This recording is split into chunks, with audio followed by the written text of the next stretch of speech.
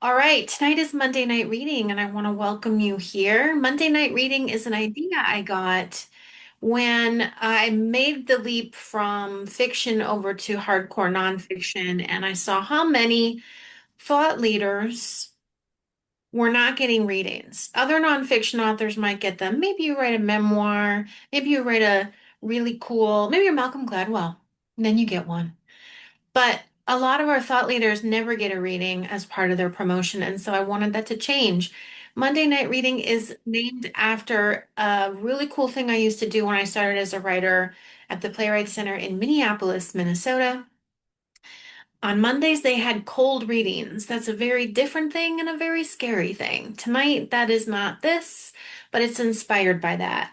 This is now a long-standing tradition in our community, and when an author publishes a book, we invite them to come and read for us. Tonight, we're going to hear excerpts from Marcia Dawood's second book, Unapologetic Wealth. Rewrite your money story from any beginning. Can I ask everybody if you have it, including all the way in other countries, please hold up the book for a moment if you would. How Ashade wants to take a picture. So smile. Awesome. Throughout the evening, I'm Laura Stone. We'll be giving you links in the chat so that if you did not get a copy yet, you can go ahead and pick one up tonight, which we would really appreciate. And we'd love to say thank you in the chat. And if you did already get one, maybe after hearing tonight, you'll say, I need more. I need to give this to more people. So tonight's the night. And you're going to see messages also about how you can stay in touch with Marcia. We're so lucky to have her here for her second Monday night reading, and Laura is going to introduce her. I would love to. My dear friend, Marcia Dawood, is on a mission to empower and educate everyone to realize their potential to invest in positive change. A proponent of diversity in startup leadership, as it's proven to yield better outcomes, Marcia supports companies that are working on solutions to big problems in the world, like hunger, clean water, medical advances, climate change. She serves as the chair on the Securities and Exchange Commission on the Small Business Capital Formation Committee, is the host of the Angel Next Door podcast, is a venture partner with Mindshift Capital, and is an alum of Golden Seeds, one of the largest angel groups in the U.S.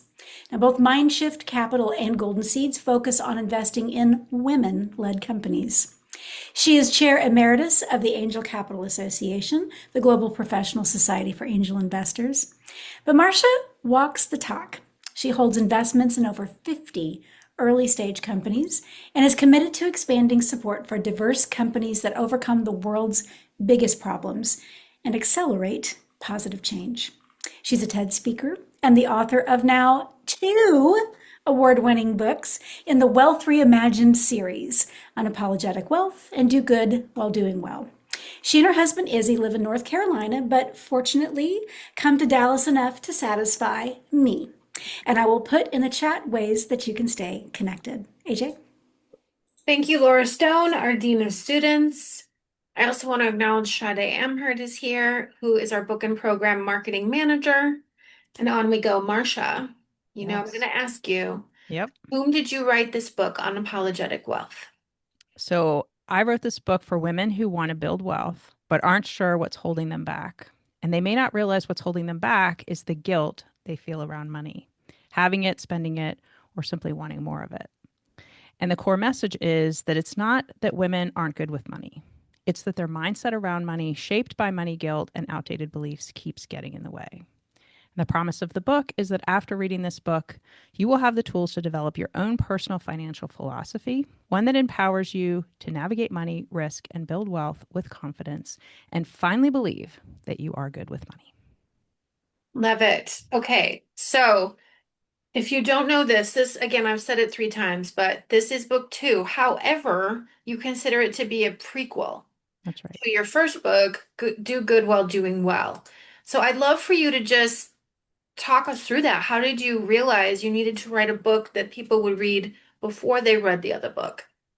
Yeah, so I became an angel investor in 2012 because I was invited to a meeting and I had absolutely no idea what angel investing was. I completely clueless. And I was living in Pittsburgh, Pennsylvania at the time. And I thought, there's innovation going on everywhere. And I feel like I've been living under a rock. I didn't even know about it. Well, fast forward, I find out that women get less than 2% of the funding. And I think to myself, wait a minute, we're like 50% of the population. So why do we only get 2% of the funding?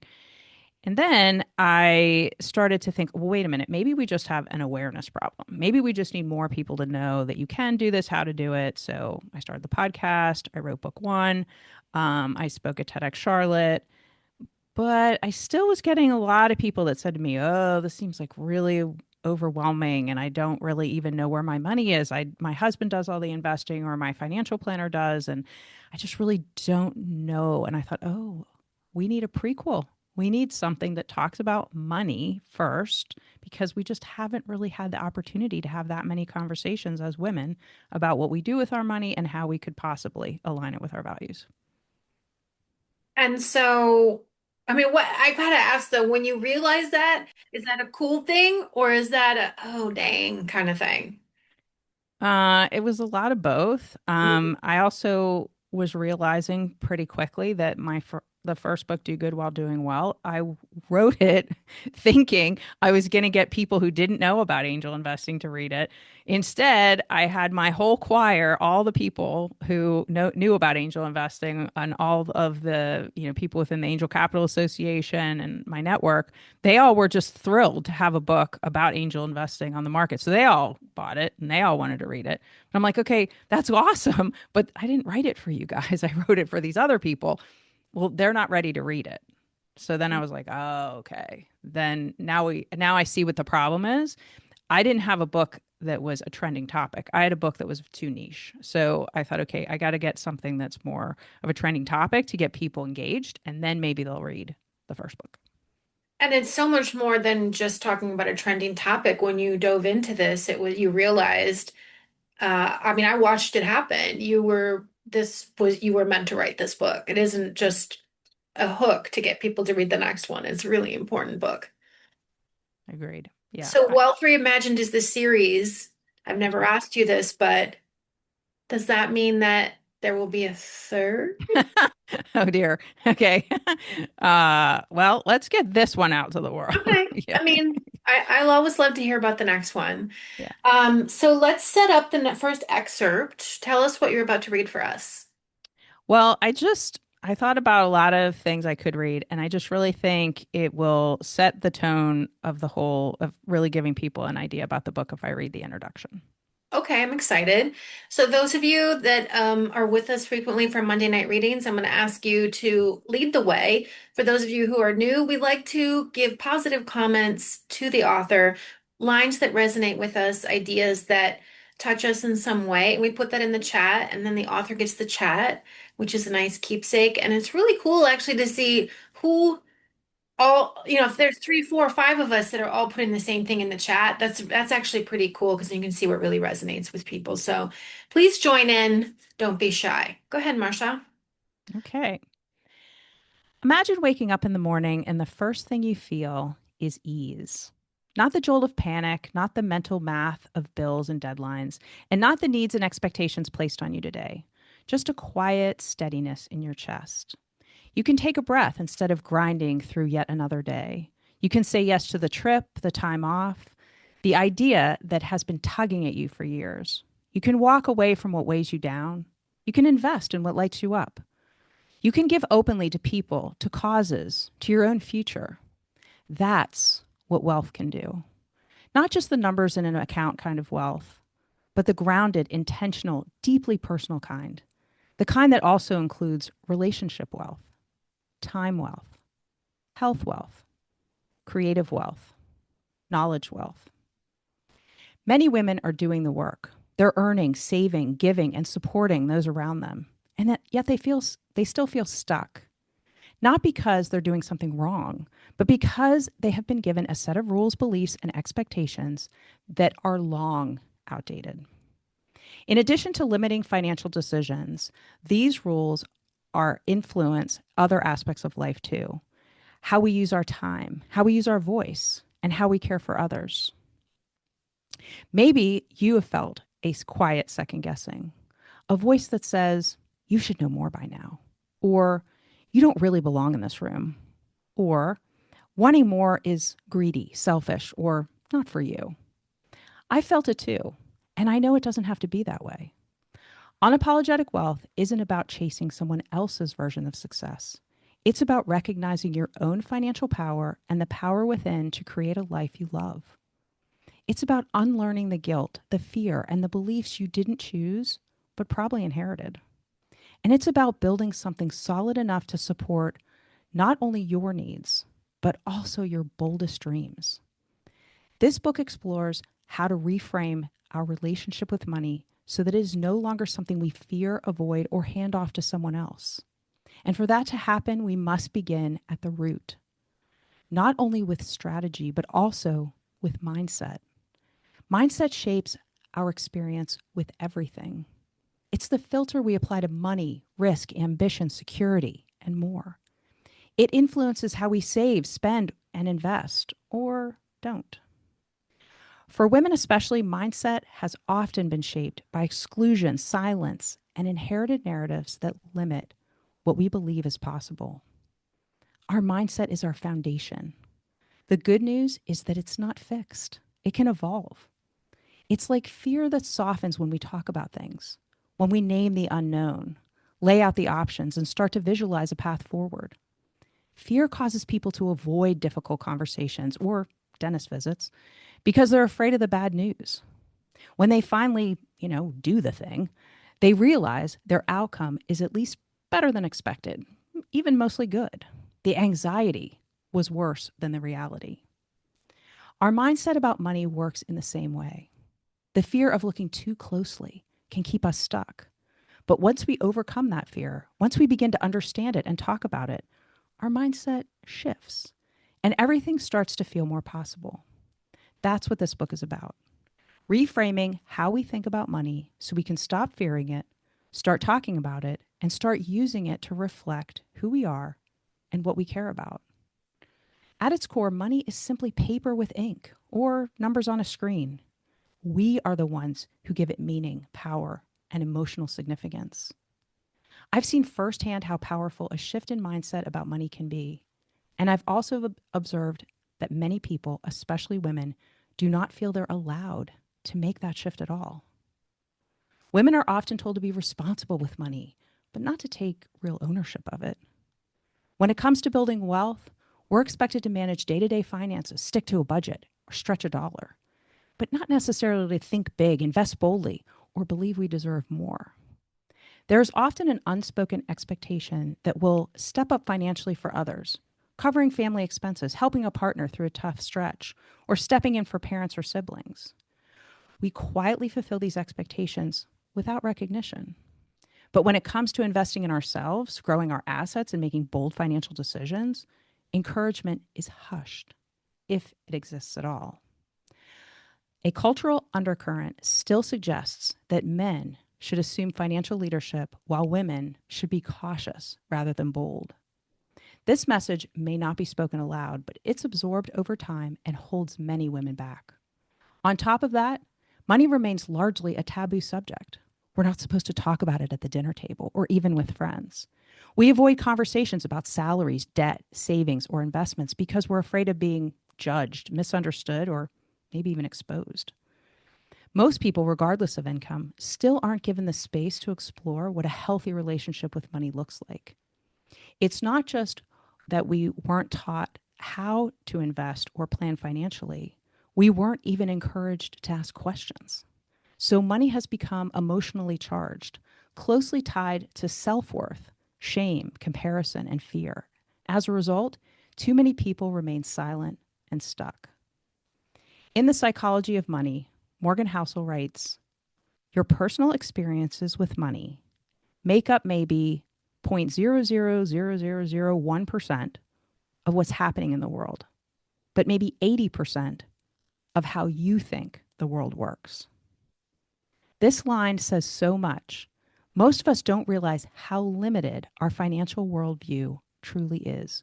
We form beliefs based on what we've seen, how we've lived, what we've been told, often during childhood, sometimes in crisis, but rarely with a complete picture. If you grew up in a household where money was tight, you might see it as something scarce and stressful. If your family never talked about money, you might view it as something taboo or off limits. If you only ever saw money being used for power or control, you might feel uneasy associating it with anything positive. These early experiences shape our mindset, influencing how we respond to raises, emergency expenses, retirement discussions, or significant purchases. They determine whether we perceive opportunity or risk and whether we believe wealth is attainable or reserved for, other people. Yet all of this is based on a narrow slice of reality, our reality, not the full spectrum of what's possible. We act on assumptions we have never questioned, often oblivious to their accuracy. That's why shifting our mindset is so important. It helps us pause and ask, is this belief true or just familiar?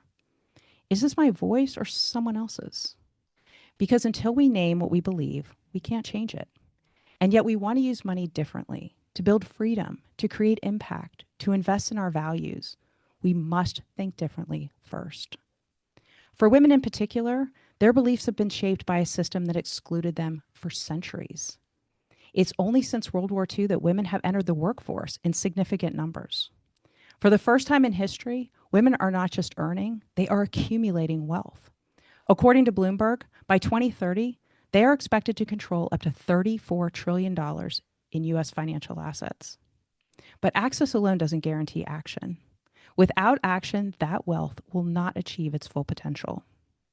This book explores how to close that gap and embrace financial fluidity, a mindset and strategy for aligning your money with your values, goals, and life.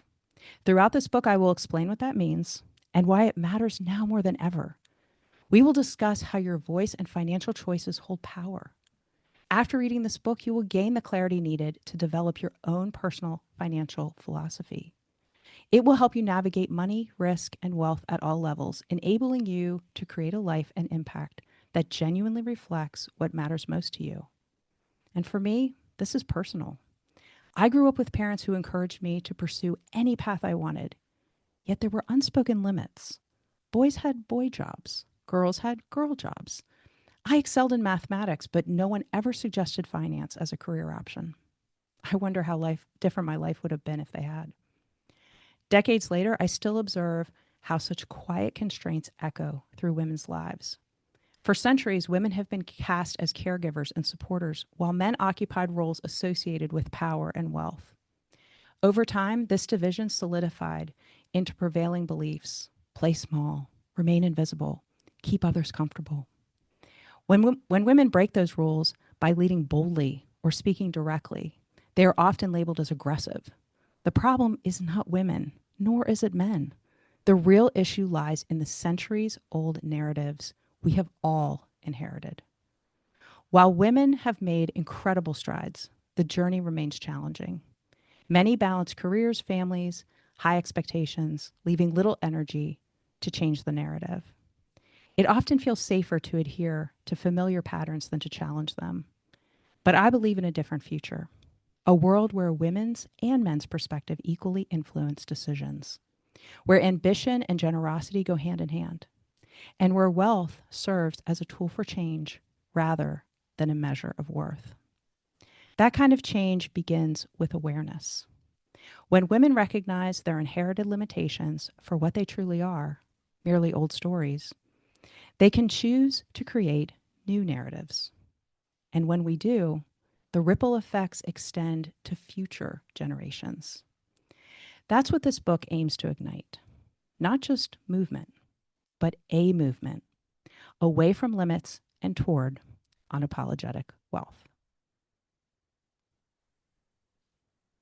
You're so good at it. You're so good at reading. It's just we could just sit here all night, just ready to have you read to us all evening long. That was great. Thank you. It was a good choice to read that. So you spoke about this in the intro, but what are some things that might surprise us that you think influence the way women think or feel about money? So I think there are so many things that we just that happen and come into our lives at all times of our life and even like every day that we just don't think about. It's not like somebody wakes up in the morning and they say, "Hey, I'm going to play small with money today," or "I think I'll have some limiting beliefs today." Nobody does that. But at the same time, nobody's coming and knocking on your door and saying, "Hey, you know what? Today's your day. Today's the day that you're going to get going with your finances." So it's almost like we kind of have this thing. It's like we know we need to do it, it's lingering in the background. But how are we actually going to think to ourselves, I really do need to do it now because we're never going to be any younger than we are today. And we are never going to be able to start before today's the day. I think that's so interesting, and maybe this is true for men too, but since you're writing this for women, there's limiting beliefs, and then there's limiting beliefs that are bolstered, supported by systemic situation, right? So we all agree, maybe, like society agrees this, or Right. there are systems set up that reinforce that. And so that's another layer of that's limiting belief plus, you'd really have to wade far out to see, oh, hey, that's not a thing, as you did this timeline, I remember, Mhm. um, that I thought was really illuminating. Can you speak to that? Yeah. So I went and tried to find all kinds of different things that happened in basically the last 200 years. Everything from when did we get the right to vote? When could we get a credit card in our own name? All of the and it even like down to who was the first woman who ever ran for president? What year was it? And tried to put that into a timeline so that people could see, you know, we think it was a long time ago that we couldn't vote. It wasn't really that long ago, in the grand scheme of things, considering we've been a lot, around for a couple centuries now. Um, and so I just think that if we start to really look at, hey, these limiting beliefs are so ingrained, even dowries, which we think were like, many, many, many centuries ago. Was literally just the answer in a trivia question. Something I was at the other day, and I thought to myself, "Oh my gosh, we're still talking about dowries. Like, come on. Like this is the reason why our society thinks that, women are the gatherers and men are the hunters. This was just men would always go into another room and talk about money while women cleaned up the dishes. We just weren't in the room for the conversations." I like that you're bringing attention to the combination of whatever limiting belief you maybe inherited from your neighborhood, your family, your circumstances, but then also society at large. Because sometimes I think we feel bad for those limiting things, but we don't, so we blame ourselves entirely. And Right. that's not the case, right? No, no, it's absolutely not the case. And I think the more that if we just start to think, hey, I have this limiting belief about money, where did it really come from? Did it come from my family? And maybe it did, and maybe part of it did. Or did it come from the fact that I watched my mother, my grandmother, a lot of the women in my family play small or not do the thing, but it wasn't their fault either. So like we have an opportunity right now to change that, and we can change it and model it for the next generation. And that is the thing that I am most passionate about. Like if we don't change it, if people keep saying to themselves, I'm all right, I'm good, I have enough money, and I live a fine life, I don't. But if we don't change it, if we don't really start to show that being bold is okay, we will not be the right role models, and we will not be role modeling that behavior for the next I love generations. that. And I can see how for do good while doing well, when you've transitioned from managing your own money to investing in um philanthropic, but also angel investing, and you're changing the world through fostering innovation, that's a whole nother level that maybe women could sometimes can't wrap their head around. And so I see how this is the perfect prequel. All right, we've got another excerpt from you. Will you let us know where is that in the book? Yes. So it's on page 48. It's called Spending and Value. Okay. Money guilt can take many forms. It doesn't always announce itself loudly. Often it appears quietly in the background of daily choices, slipping unnoticed into your thoughts and actions. For example, you might feel guilty when you spend money on yourself, even if you can comfortably afford it. Perhaps you hesitate when it comes to something meaningful, a vacation that recharges you, an experience that excites you, a piece of clothing that uplifts you, because a voice inside says, that's indulgent. You don't really need that. And you end up denying it to yourself, not because spending on yourself is financially unwise, but because it feels selfish. But guilt doesn't appear only when we face major decisions. Sometimes there's even a small, forgettable choices, the ones we barely notice, but make every single day. Like the time I moved into a new place and I needed to buy a paper towel holder for the kitchen. Nothing fancy, just something to sit on the counter. I went to the store and I found two options. One was basic, it simply held the roll, and the other had a small arm that secured the paper towel holder or the paper towel roll in place on the holder, allowing you to tear off a sheet with one hand. Game changing convenience. The difference? $5. And yet, I actually debated it. I stood there in the aisle thinking, do I really need this fancier version?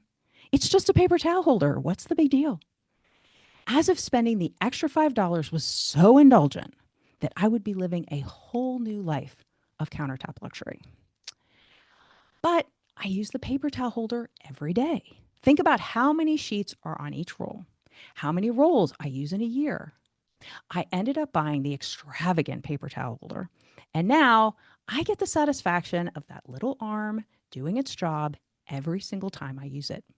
It's efficient, it's helpful, and it's proof that sometimes choosing the better option, the one that's actually supposed to support your everyday life, is not indulgent. It's simply practical. Looking back, it is wild how much brain space I gave to that $5 decision. And yet we do this all the time. We shrink, we minimize, we choose the lesser than option. Not because we have to, but because somewhere deep down we think it is the right thing to do, even when the decision is something we may live with, use, wear, or look at for quite some time. That's the odd thing about value. We all interpret it differently. Sometimes usefulness matters, while other times perception matters. We like to see ourselves as rational, but what something is worth can be influenced by context, branding, or even presentation. Payless, the discount shoe retailer, made this clear in 2018 when it launched a fake luxury brand called Palacey. Payless created a stylish pop-up boutique in Los Angeles, stocked it with their usual $15 to $40 shoes, and invited influencers to explore the display. Everything was arranged to feel upscale. Gold decor, glass shelves, dramatic lighting. The twist? They increased the prices by hundreds of dollars. Some pairs sold for over $600. The shoes didn't change, but people's perception of them did. Influencers praised the design, describing the shoes as elegant and high quality. Many bought them fully convinced they were investing in luxury. When the stunt was revealed, it wasn't just a punchline, it was a mirror. The same product, presented in a different context, created an entirely different reaction. A similar dynamic played out in an experiment featured on the TV show Brain Games. At a booth, people were offered two identical cakes, same recipe, same ingredients, same baker. One was labeled $15, the other $55. The cheaper cake was described as drier and less flavorful. The more expensive one, richer, moister, and more, worth it. Again, nothing about the cakes themselves was different, only the price. We also often get caught up in false narratives about what's worth spending money on and what isn't. This is why money guilt can be so tricky. Sometimes we second guess purchasing a $5 paper towel holder that makes our life better every day. But some wouldn't hesitate to spend $100 on a dinner if the restaurant had dim lighting and pretty linens. We don't just buy things, we buy stories. We tend to undervalue the ones that aren't linked in some way to prestige. Sometimes the things with the highest value don't come with the highest price tag, and the things with the highest price tag don't always provide real value. We have been taught to see price as a shortcut for quality, status, or importance, but that shortcut often misleads us. Value isn't about how much something costs, it's about what it adds to your life, how it aligns with your needs, your context, your priorities. A low cost item can be very valuable, while a high cost one can be all surface. The key is learning to tell those signals apart and trust your own sense of what matters, not just the numbers on a tag. This is one of my favorite sections. Just because it's free doesn't mean you should eat it. Money guilt shows up in many forms, and it can weave itself into our everyday thinking, including the idea of getting our money's worth. We have been conditioned to believe that value means squeezing every last drop from what we paid for, even when it no longer serves us. Redefining value means permitting ourselves to choose ease, joy, and alignment instead of focusing on frugality alone. For women, this shift is powerful because it transforms money from a source of stress into a source of support. But what does that look like when value is out of alignment? Melissa wasn't sure what to wear to the holiday party. She didn't want to buy a new outfit since she already had paid for the party ticket. So she squeezed into something sparkly from her closet, found shoes she knew wouldn't hurt her feet too much, and showed up ready to make it count. And she did. Champagne upon arrival, white wine by the sushi station, something intriguing in a fancy glass named the Ornament Express. She lost track somewhere around drink number 5. By the end of the night, she was dancing with strangers and professing her undying love for hummus. 2 days later, still nursing a headache and sending her friends texts like, "My liver has filed for divorce," she concluded with a proud declaration: "Well, at least I got my money's worth."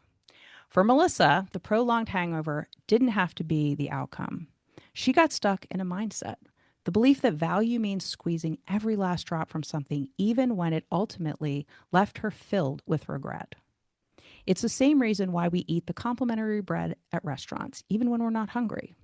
Why we grab every snack or drink at the event just because it's included. Why we collect hotel mini soaps, mini shampoos, and mini sewing kits despite never having used any of them, ever. There's something wired into us that says if I've paid for it or someone else has, I should take it or eat it or use it. We confuse access with obligation. We don't need to eat it because it's free, and we don't need to take it just because it's included. And we don't need to collect it just because it feels like we aren't wasting it. What we need to do is take a step back, reflect on what we truly want in our lives, and work toward achieving that.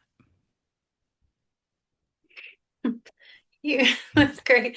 You have me thinking my he's known for having like weird stuff in his pockets, Marcia. And when he Mm-hmm. was a little boy, they would joke because you would legit maybe find a worm in there or bottle caps.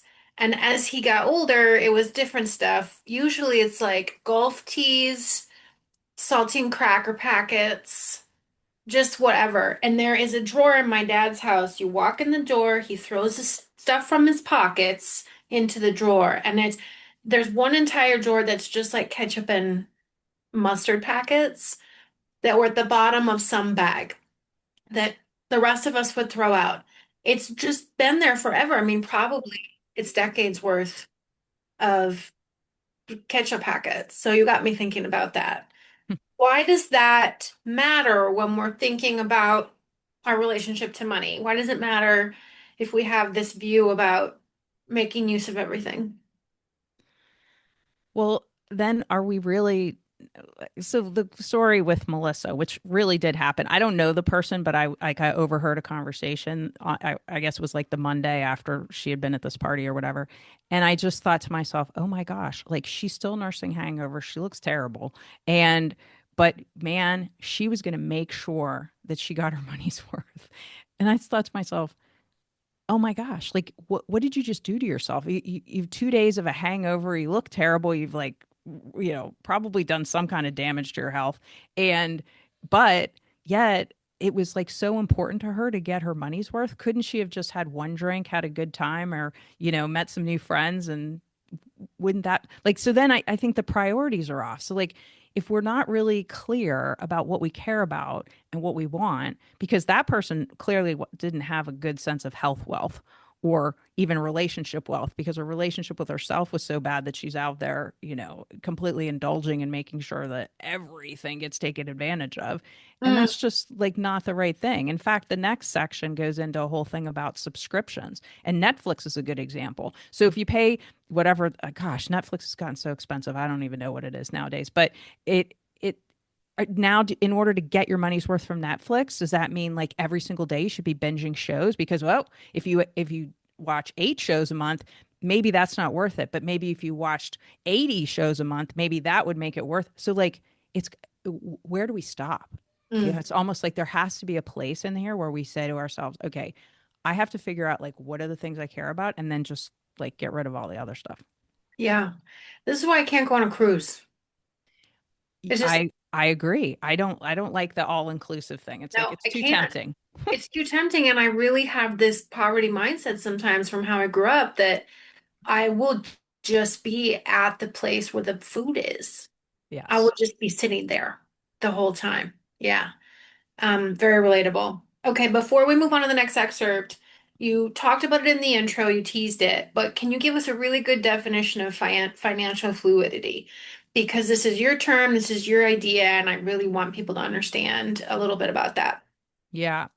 So I believe that, life ebbs and flows. So your finances are also going to ebb and flow. And that's okay. I think we've kind of been conditioned, and maybe this is all part of that limiting belief that everything's going to be on an upscale. Like, okay, if you start working and you make a certain amount of money, and then we want our salary to go up, we want our bank account balances to go up, and it's always going to be on this like, straight play. Like if we're doing it right, we got it right to the top. But that isn't life. Life happens like all kinds of crazy stuff can happen. And I think we need to have that level of fluidity, meaning that hey, there could be something that happens. It could be a big thing, like a death or a loss of a job or a medical bill or something that we really have to figure out financially. But then there could be other times where maybe you want to go on a vacation or however that's going to go. I mean, it's okay to have less at some places and more at other places. And so I think if we can start to think about if we're aligning our money with our values, when something like that happens, then we have the mental stability to be able to think to ourselves, okay, I can handle this. And now I know that okay, this is a downtime maybe, but then there'll be another uptime, and and then that way the stress of all of it can kind of dissipate a little bit, because I see too many people are like, oh, this happened or that happened and it's just so terrible. And I think in a lot of cases it would be better if we just shift our mindset a little bit about it. Yeah, I like also that that means it's not an identity issue. That if there's a downturn, it doesn't mean anything negative about you necessarily. Exactly. Yeah. Right. Because things happen to everybody. You can't predict every single thing in your life. I know people would like to be able to do that, but you just can't. As evidenced by the times we live in currently. Yes. Yes. So you've got this next excerpt, and then we have a couple more questions, and we're going to do our fun thing for Marcia. What is this next excerpt? Okay. We're just gonna I wanted to talk. I think it's important when we're talking about money to talk about risk. So this is relatively short, but I thought it was important that we talk about the fact that risk isn't recklessness. That's the section. Okay. Most of us weren't taught how to analyze risk. We were taught to just avoid it. Don't lose what you already have. Play it safe. Stick to what is proven, especially when it comes to money. Women are often encouraged to stay in the lane of safety and stability. Risk, we're told, is something to be approached with caution, if at all. So it's no surprise that women are often labeled as risk averse. When in reality, many women aren't risk averse, they're risk astute, like Liz and Monique, who we will learn about next. They don't blindly jump in, and they shouldn't. They want to understand where the risk lies, what's at stake, and how these align with their bigger goals. That's not hesitation, that's discernment. Consider Liz, a sales manager who wanted to pursue her master's degree. The conventionally safe choice was to stay in her current job. She had a mortgage, a steady income, and benefits. But when she paused to ask herself, is this aligned with where I want to be in 5 years? She realized the biggest risk was staying in a role that no longer challenged her. Liz didn't make this decision impulsively. She researched the program thoroughly, calculated exactly how much she would need to cover expenses during graduate school, and negotiated a part time consulting arrangement with her employer. She used savings she had been keeping for exactly this kind of opportunity. After completing the program 18 months later, the combination of her new degree and the strategic networking led to a promotion that resulted in a 40% salary increase. That's risk astuteness. Thorough evaluation, strategic planning, and actions aligned with long term goals. Avoiding risk or never learning to take calculated ones can quietly keep us stuck. Stuck in jobs that drain you, relationships you've outgrown, and lives that look fine on the outside but feel empty on the inside. Staying stuck in a pattern, Staying stuck is a pattern too. It's the pattern of choosing comfort over possibility and familiarity over fulfillment. Another example is Monique, who has been contributing to her company's 401k, but kept all her funds in the most conservative money market option, essentially a very low risk, low return cash like fund, because she felt stocks were just, too risky. When she calculated that her money was barely keeping pace with inflation, she realized her caution was actually the riskier choice given her 30-year retirement timeline. She didn't move anything she didn't move everything into aggressive growth funds overnight. Instead, she gradually shifted to a balanced portfolio appropriate for her age and goals, accepting short-term volatility in exchange for long-term growth potential. Being risk astute is about asking insightful questions before taking action. It isn't a sign of weakness, it's wisdom. Every meaningful decision involves risk.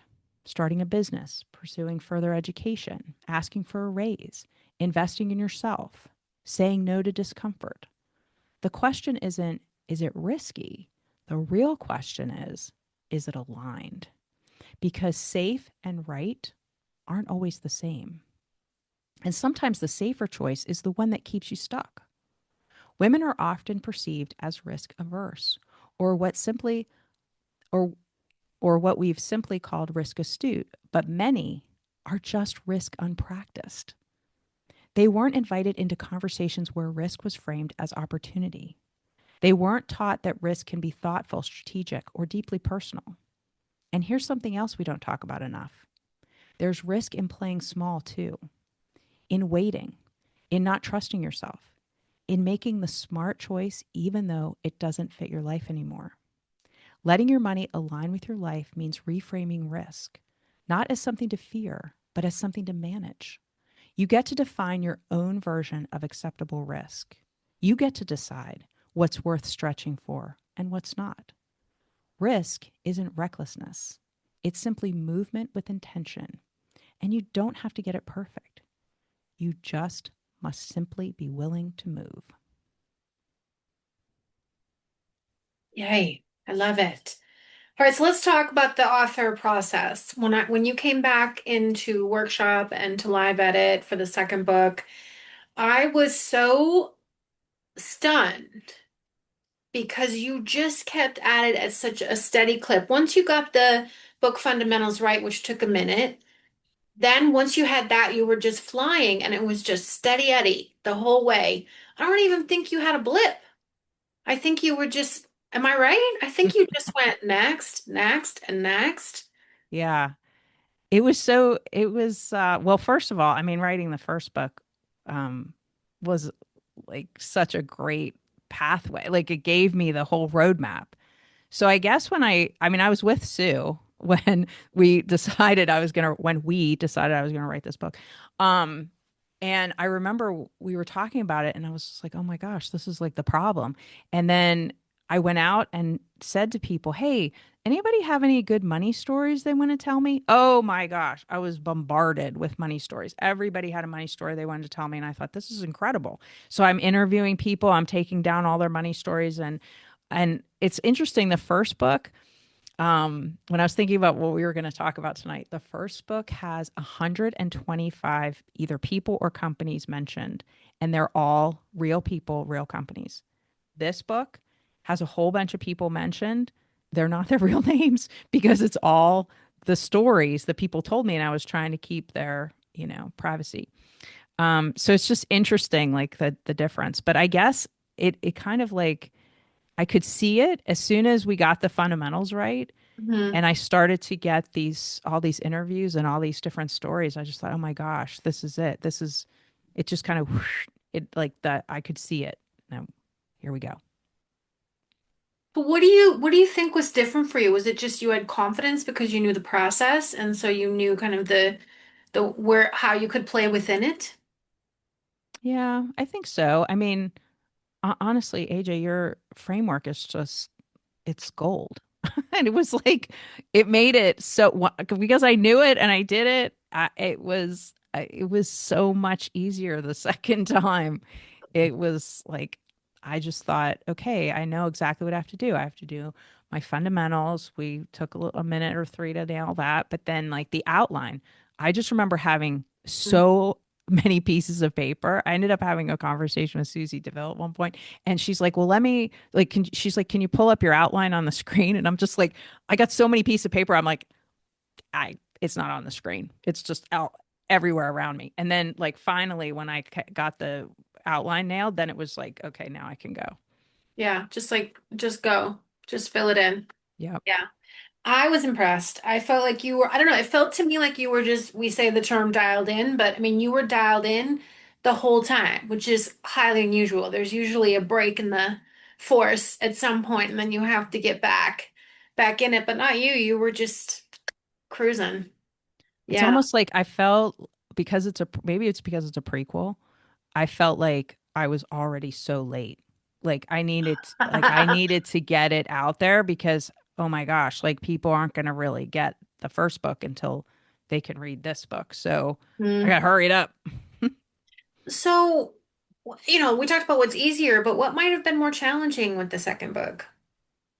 Oh, definitely the second book was challenging from the standpoint of I didn't really know I wasn't an expert on speaking on this material. I was already an expert on speaking on the material in book one. So book one was a brain dump. It was just me talking about all the things I'd done, all the mistakes I'd made, um, and basically putting it all into one place. But this I was like, I'm not like a money expert, I'm not a wealth manager. I I don't give financial advice. I don't want to give financial advice, but I'm talking about something that is like deeper than that.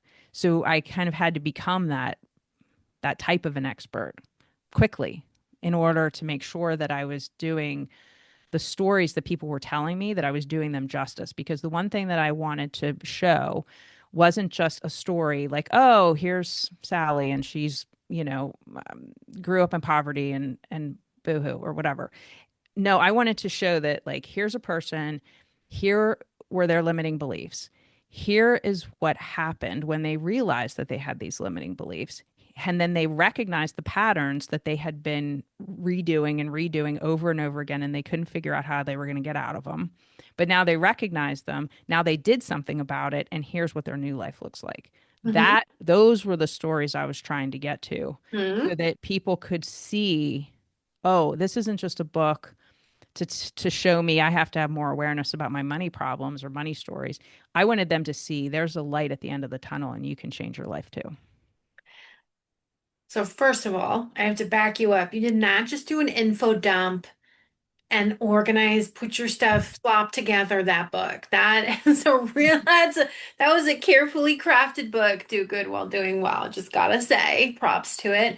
But I felt like while you were working on it, it felt like you were this not detective, maybe more like a life archaeologist. So you were trying to figure out why is this why are they doing this? What's happening? Yeah. What's going on? And I didn't need you to be a financial expert, even though you are in your area. I just needed you to have the curiosity. I Yeah. needed you to say, I'm going to chase this thing down. What are we doing to ourselves? What are they doing to themselves?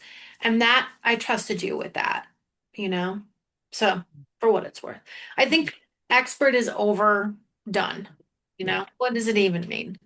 I think that you were trying to figure out why is this block happening? And you went and figured it out in the way that you would attack any sort of problem, or when you would say evaluate something for angel investing. I mean, you kind of have this way of like, well, let me see it from all these sides, and the way you just broke that all down, what you were looking for in storytelling. I I don't need you to be the expert that you imagine you need to be, which is often the case. All right, I'm going to ask you now. I think we know, but what's the change you want to see in the world from this book? Yeah. I would love to see that women, when they take ownership of money, and we know that this great wealth transfer is happening, it's already happening, it's going to be happening even more over the next 10, 20 years, that they are really feel that they are allowed to build generational wealth with it and not have it sit in the checking account, which is my biggest fear. And that they will take it and really do things that are going to show that we can see the good in the world, that there can be innovation in the world that we really want. I love that.